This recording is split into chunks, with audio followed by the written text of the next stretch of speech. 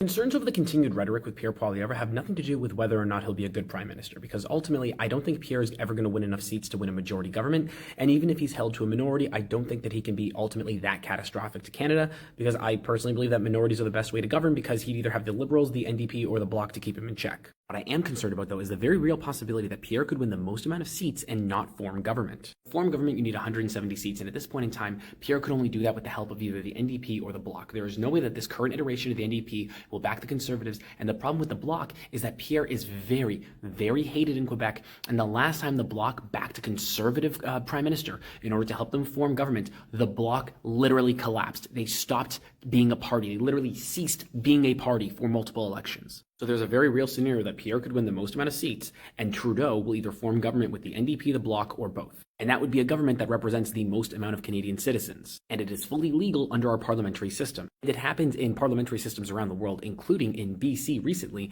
and in Ontario in the 80s. My concern about Pierre's rhetoric is if he can't form government and he wins the most amount of seats, does he go full Trump 2020?